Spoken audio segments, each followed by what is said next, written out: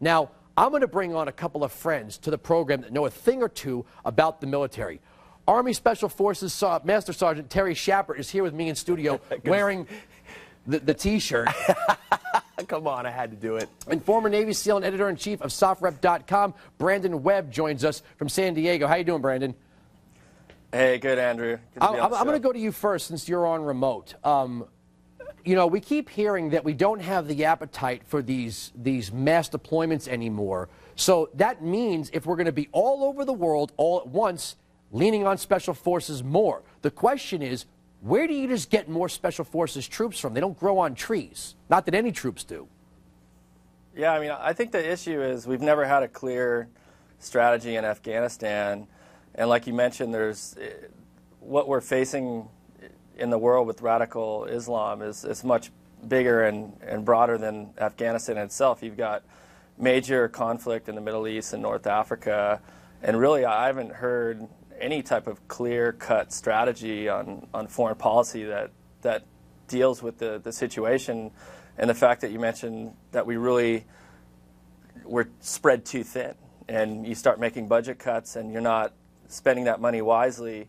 You know, we're up against some serious problems in the Middle East. We've got a nuclear Iran, we've got civil war in Syria, protests today in Kuwait. I mean, it's a mess out there. Now, I used the word advise in that monologue intro. When we think about advising, that's where Army Special Forces, Navy SEALs go in, and you guys help train the forces there. But their guys are killing our guys. So how is this going to work?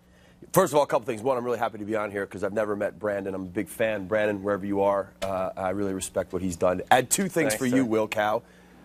Don't want you to forget your radio roots and start getting a big head because you got a TV show.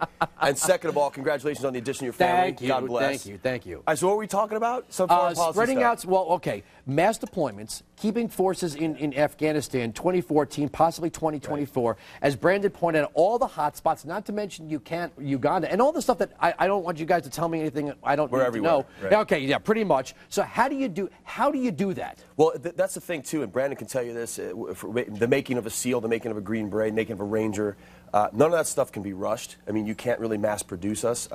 It just takes a lot of time, and it's a long process, not only the selection process, but the training process, the money involved, the time. Initially, some people, I remember a while back, the goal was, well, we need more Green Berets, so the military's answer was, well, let's just make more of them. Sometimes that works, sometimes not. You really want older, experienced guys, and what's happening is, right now in these units, all the soft units, they're really being taxed very heavily. I mean, I used to be active duty, Special Forces. I'm National Guard now, so I'm not on the rotations the way the active duty guys are. Those cats are gone all the time.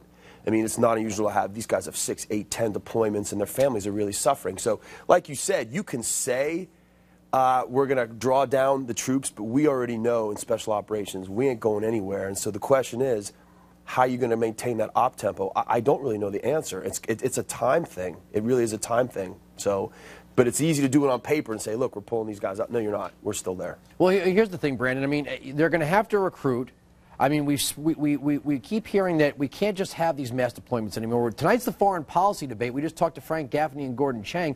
The administration is looking to cut billions of dollars from TRICARE over the next 5 years. They're starting with $1.3 billion. They're going up to $17 billion.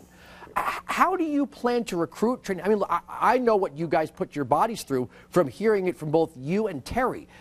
You basically live the life of a professional athlete without the resources. So if we're going to have this expansive foreign policy, stay in Afghanistan all this time, the president's going to try to micromanage all these Middle Eastern countries, not to mention the stuff we don't hear about. How is that possible? I mean, I don't think it's an issue of finding recruits. I think there's plenty of – the military is doing a great job on the PR front on movies like Act of Valor and the SEAL teams. I'm more concerned about retention. Morale, specifically with special operations troops in Afghanistan, is at an all-time low, in my opinion.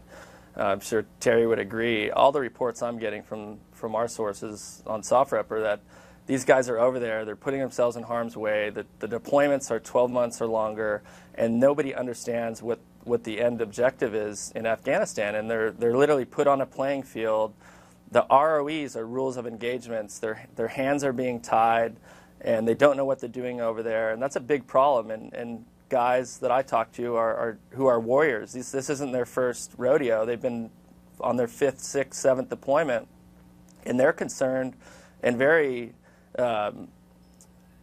It's just causing a lot of stress with them and their families on what am I doing in Afghanistan. And I haven't heard from any candidate, and I hope I see it tonight, a very focused foreign policy.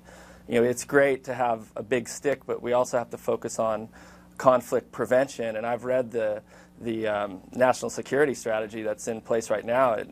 There's no meaningful language in there on conflict prevention. And you know, you can bomb and drone strike away, but it doesn't solve the issue that these radical Islamists are continuing to be minted, and there's nothing being done about that.